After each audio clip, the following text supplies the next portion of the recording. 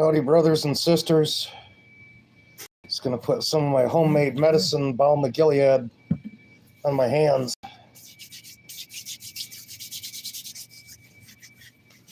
Helps heal them when it's so dry.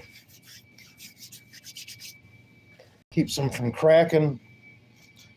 Heals any wounds on them. It's made from cottonwood buds that I pick in the spring. And then I soak them in the best olive oil that I can buy for about 18 months in a big jar. And then I strain it off. Smells really good. I don't really have anything that I can tell you that it smells like other than cottonwood. Cottonwood buds. And just a slight smell of olive oil, but almost none at all. It's really kind of, it's a beautiful smell. Kind of like a musk. I really don't know how to describe cottonwood because it's unlike any other thing that I smell as far as trees go. It's got its own unique richness, really rich. So I'm fighting some corruption. And that's all I can say about that right now, because it's some pretty serious corruption that I'm fighting. And maybe they even try to kill me over it, to be honest. And I'm not really joking at all, because it's some pretty serious things that they did that are wrong. So who knows what they'll do to me, but I'm not afraid because I trust in God. But I think you'll get a hint, just a little hint, maybe, with my reading tonight that I'm going to read for us. The current political landscape in America, an orthodox perspective on morality and legislation. The political atmosphere in America today is characterized by deep divisions, cultural conflicts, and a myriad of challenges that require careful examination from an Orthodox Christian perspective. It's important to start out with realistic expectations within the truth of the Gospels in order for our spiritual existence to take root on solid ground. As followers of Christ, Orthodox Christians are called to adhere to moral principles rooted in their faith, while simultaneously engaging with the complexities of public life. Our world is changing, but that doesn't mean our faith is changing. One crucial understanding that arises from this perspective is the notion that we cannot expect to legislate morality in a way that guarantees moral behavior or a moral society. The nature of moral legislation. Morality is understood within the Orthodox Christianity as a reflection of divine law and the teachings of Christ. It encompasses values such as love, compassion, justice, and humility, which are intended to guide not just individual behavior, but the broader fabric of society. While laws can indeed reflect moral values, prohibiting murder, theft, and other violations of human dignity, they cannot compel individuals to possess true moral character or genuinely love their neighbors. Boy, does government have a hard time doing that?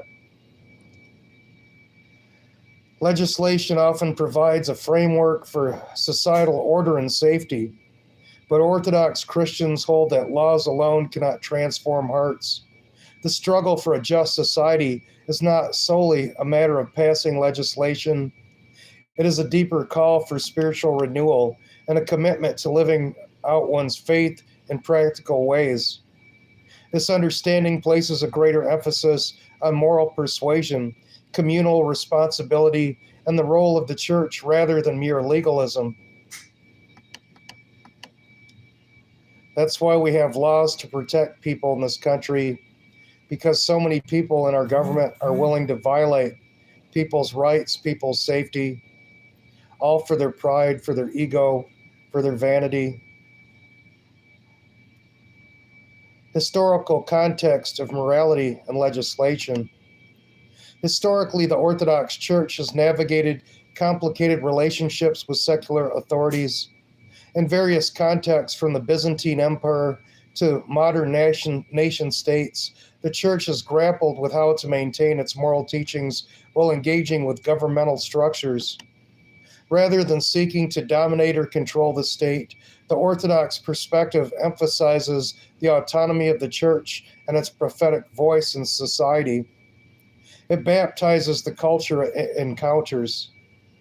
Moreover, the Church historically acts as a moral compass, advocating for justice and mercy, especially in relationships that involve power dynamics. This can be an exhausting process, let's not kid ourselves. The understanding is that true moral authority comes not from legislative power, but from embodying the principles of Christ's love and truth within society. This view fosters a kind of witness that transcends political affiliation, calling the faithful to engage in acts of service, reconciliation, and restorative justice. Current political issues where morality meets governance, social justice and advocacy. One of the most pressing political issues today is the movement for social justice, encompassing various rights, including racial justice, economic equity, and protection for marginalized communities. Orthodox Christianity emphasizes the dignity of every person as created in the image of God, compelling believers to advocate for the oppressed and marginalized. While efforts to codify social justice principles into law are valuable, Orthodox Christians recognize that laws alone do not create a just society. Genuine social change often requires a transformation of hearts and minds. The Church is called to lead by example in promoting equity and justice through community engagement, education, and advocacy. The moral imperative is clear. Engage in the work of justice not just through political means, but through acts of love and service. Family, marriage, and sexual ethics. Orthodox teachings uphold the sanctity of marriage and the family as foundational to society. In a time when family structures are under significant stress and redefinition, Orthodox Christians face moral and ethical dilemmas regarding issues like same-sex marriage, gender identity, and parenting practices. While there is a strong emphasis on maintaining traditional values, Orthodox Christians cautioned against solely relying on legislation to uphold these values. Legislation can protect the institution of marriage, but it cannot cultivate genuine understanding and respect for the importance of family life.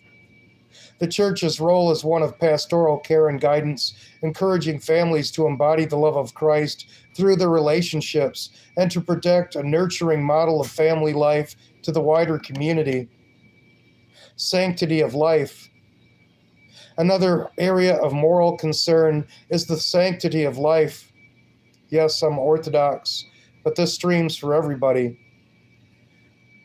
For everybody, meaning like Mormons, Jewish people, Muslims, Buddhists, because they'll get an idea of what orthodoxy is and why it is in the long run. I try to teach about orthodoxy as much as I can and on our viewpoints. Another area of moral concern is the sanctity of life, particularly concerning abortion and end-of-life issues. The Orthodox Church firmly upholds the belief that life is a gift from God, deserving respect and protection. However, the polarized nature of abortion debate in America often leads to calls for stricter laws. While Orthodox Christians are called to defend the sanctity of life, they must also acknowledge that simply passing laws against We're back. The issue of immigration, another contentious topic in contemporary America. Oh, actually, let me go back where we got cut out at. The Church's response must involve compassion, education, and support for pregnant women, advocating for policies that provide health care, economic support, and better options for care and adoption. Immigration and refugee crises. The issue of immigration is another contentious topic in contemporary America. Guided by Scripture, Orthodox Christians recognize the call to welcome the stranger and support refugees. However, immigration policies often reflect political, economic, and security concerns that conflict with Christian values. Legislation can protect borders, but it cannot engender love and acceptance towards those seeking refuge. The Orthodox Christian response involves not just advocacy for humane immigration policies, but also a commitment to personal communal engagement with immigrants and refugees. This means helping, companionship, and understanding, as well as advocating for respectful treatment. The moral call is not only to address policy, but to cultivate a culture of hospitality informed by teachings of Christ. Environmental stewardship. As the world grapples with climate change and ecological degradation, Orthodox Christianity emphasizes the importance of caring for creation. Creation is viewed as a divine gift, and humanity is seen as a steward of God's handiwork. While legislation may aim to address environmental concerns, Orthodox Christians understand that true stewardship goes beyond law. It requires a transformation in the way individuals and societies relate to the natural world. The perspective compels believers to adopt sustainable practices, promote awareness about environmental issues, and engage in active conservation efforts. The church can lead initiatives that educate and encourage communities to appreciate the roles of stewards of creation. It keeps kicking out. Oh, I'm sorry. The role of the church in political discourse. In navigating these complex issues, the Orthodox Church has a vital role to play in framing political discourse, recognizing that moral values cannot solely be legislated. The Church can foster open discussions about ethics, morality, and justice within society. This means providing a prophetic voice that challenges injustices while also offering hope, reconciliation, and practical solutions that embody Christ's teachings. To be certain, this can be a tightrope to navigate. Nonetheless, the church must lead and be proactive rather than reactive to everything happening in the world. Orthodox Christians are called to engage with the world in ways that reflect the love of Christ, encouraging political leaders and citizens alike to pursue justice, compassion, and truth. This engagement requires humility, wisdom, a willingness to listen, qualities that can often get lost in the heat of political debate. A call for holistic engagement. The Orthodox Christian perspective urges believers to participate in civic life holistically. This involves not only voting and advocating for policies aligned with their values, but also living out those values in daily life. The embodiment of Christ's message calls for Christians to be agents of change in their communities, moving beyond mere political action to genuine relationships. By being involved in local charities, outreach programs, and community service, Orthodox Christians can demonstrate a transformative power of living one's faith in public life. This holistic approach not only uplifts the moral standards of society, but also fosters genuine connections among individuals with differing beliefs and backgrounds. This is why the local parish with its priests and lay leaders are so important. The church is the place of transformation of the person and must be strengthened and encouraged in every way. Building bridges, not barriers. In a climate of political discord, Orthodox Christians can serve as mediators and bridge builders. By emphasizing dialogue and understanding over division, they can create spaces where individuals can come together, share their stories, and work toward common goals. This approach aligns with the Orthodox commitment to reconciliation and community, reflecting a more profound understanding of human connection. Engaging in interfaith activities and dialogues also plays a crucial role in these efforts. By collaborating with diverse faith communities on social issues, Orthodox Christians can demonstrate the universal message of love and compassion that transcends specific doctrinal divides. This collective action can serve to influence public policies and spark positive community change. The path forward. The contemporary political landscape in America presents significant challenges and opportunities for Orthodox Christians. While the call to engage with the public square is clear, it is equally essential to recognize the limitations of legislative solutions for essentially moral issues. As followers of Christ, we must strive to live out our faith actively, embodying principles of love, justice, and mercy in all interactions. As we navigate the complexities of modern society, the Orthodox Church must remain committed to being a voice for moral truths that transcend partisan politics. In doing so, believers can inspire others toward true change, not merely through laws, but through hearts transformed by love and grace. Ultimately, the challenge for Orthodox Christians lies in fostering an environment where genuine dialogue, compassion, and moral integrity can flourish. In cultivating such an environment, they will contribute to a richer, more humane political discourse that reflects the light of Christ in a world often shadowed by division and strife. Engaging deeply in the life of society, Orthodox Christians have the opportunity to not only influence legislation, but to uplift the moral fabric of their communities, serving as a testament to the profound and transformative power of a faith lived out in love. In pursuing this path, Orthodox Christians can align themselves with the greater call of Christ to love their neighbors, to serve the least among them, and to work tirelessly for a society that reflects justice, mercy, and the peace of God. The journey may be challenging, but with faith as their guide, they can become agents of change, contributing to a more just and compassionate world. This was by Father Chris Mastropoulos. He's the founding father of the Orthodox Christian Network.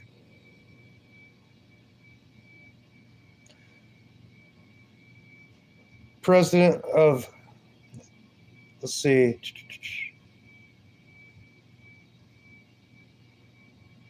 that's really all I have about him.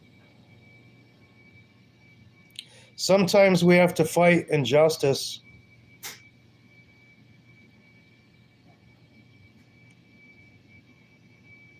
Remember Father Bardwell saying we Orthodox Christians aren't sissies.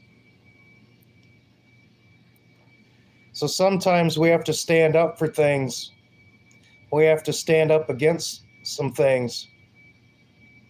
And I have to not be afraid to do that.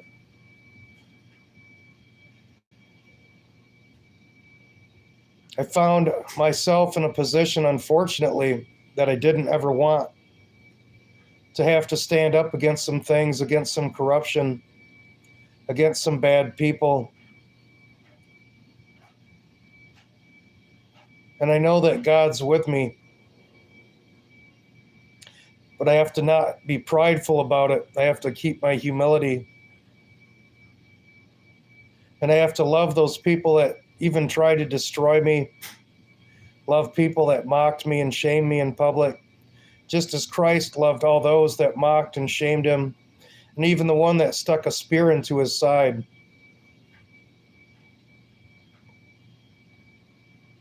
Sometimes humility is the best thing to turn people away from what they're doing wrong. When they see that you've put up with everything that they've done to you, up until the point where they finally tried to destroy you, and forced you to stand up and brought to light the misdeeds that were going on. Not because you wanted them to be punished, but because they refused to stop. Because you can't leave this den of vipers to attack the next people that come behind you.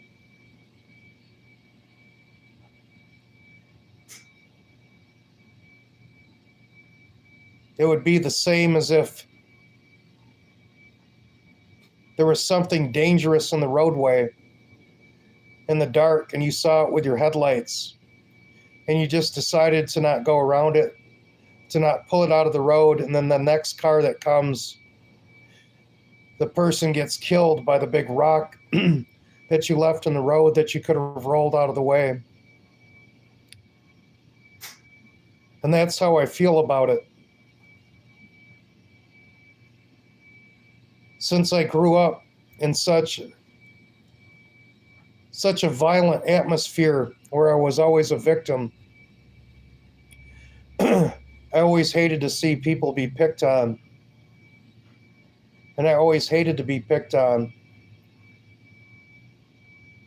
And sometimes I found myself being the one getting picked on. But when I was a kid, I was so tired of being picked on. In ninth grade, one of the seniors told me they were going to beat me up. So I went to school one morning, and everyone's like, so-and-so says they're going to come beat you up. And a bunch of the seniors carried me down to the senior hallway, where someone with a bunch of skull rings on their fingers that looked scary, much, much bigger than me, started to wail on me, to punch me. And I was so much shorter that I just kept punching him in the chin and punching him in the throat, knocked him down and kept punching him. And it's not that I was proud that I beat somebody up, because I really didn't want to be in the situation, but I was carried against my will down there, forced into a situation I didn't want to be in, and God protected me and got me through it. And then all my classmates carried me on their shoulders back down to the ninth grade hallway. And I know that's something that I didn't do on my own. Because by all rights, I should have been bloodied from all those spiked skull rings this person had on their hands. I remember they had a bunch of devil rings on their hands. There was pentagrams on some of them. But I ended up winning that fight and ended up not becoming an enemy of that person later on, but becoming friends. And I think God was also teaching me something through that. I've always hated when people try to belittle people and pick on others. And this is what I kept seeing and experiencing lately. It's been quite a while of that. And finally, it's just gotten to the point where, against my will, they've drugged me to the end of the road. And now I have to defend myself against evil people. So here I am again. And I put it in God's hands. Said, God, I don't know what I did on my part, if it was right. But I'm putting it in your hands, and I'm putting my trust in you. And I'm not prideful about it. I'm not happy to be in this situation. It's a situation I don't want to be in. It's not a situation that I'd hoped would happen. But here I am, Lord. In this situation, please help me.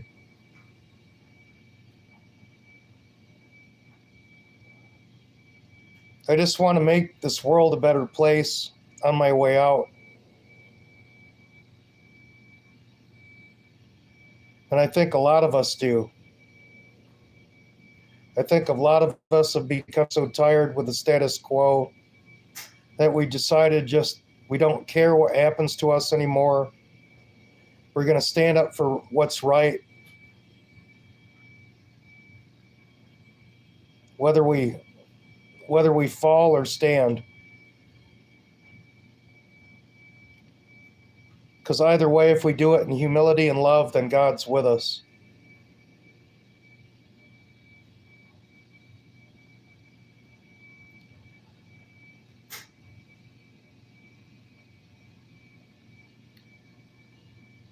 That's kind of all I had for this stream.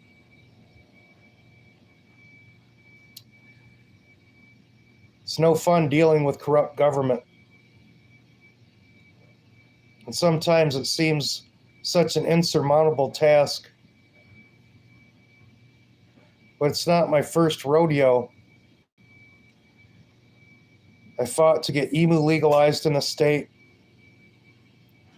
And at first, I was just a farmer that wanted to raise something that I thought would make meat, healthy meat for people, that was good for people that had bypass surgeries, that was safe and heart healthy. It was quick, easy to grow, used far less water, feed, wasn't damaging to the environment. I made an aircrete dome system to raise them in so that people in remote Alaska could do this for very low cost and have fresh, safe red meat that was heart healthy, so they would stop wasting their money on food that showed up to them rotten in the village, where they were constantly getting rotten beef and rotten pork, stuff that was making their people sick. And it turned out to be a civil rights fight, a human rights fight. Even the people at the Fish and Game tried to use the Attorney General, who then got investigated and found out to be sending inappropriate texts, very inappropriate texts to female staffers, and ending up getting fired. That was one of the side effects of that. And finally, it got recognized and got passed.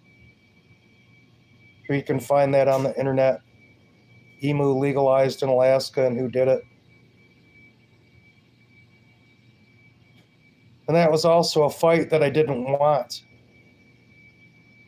They did so many wrongful things, and government then too. The government blocked me from all the Facebook pages that the government had. They actually sent me a letter saying that they blocked me from them, which is a violation of USC 42, 1983. Just trying to remember this from memory. It's a violation of the Civil Rights Act of 1983. And so many other things were uncovered. It was like shining a light in the darkness, and all the spiders began to crawl all over the place.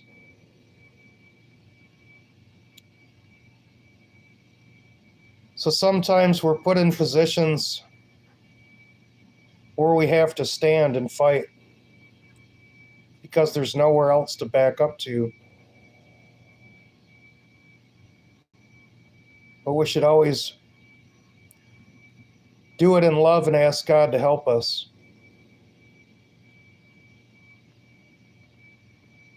This one's a really hard one because it involves people that I want to see change their lives and to become better people. But what these people did and continue to do caused the problem.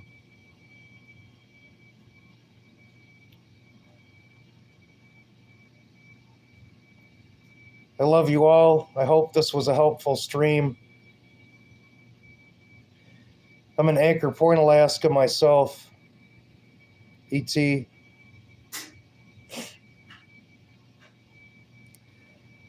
So this will probably be the only other stream I do for tonight. And as this continues to develop, I'll be able to talk about it more.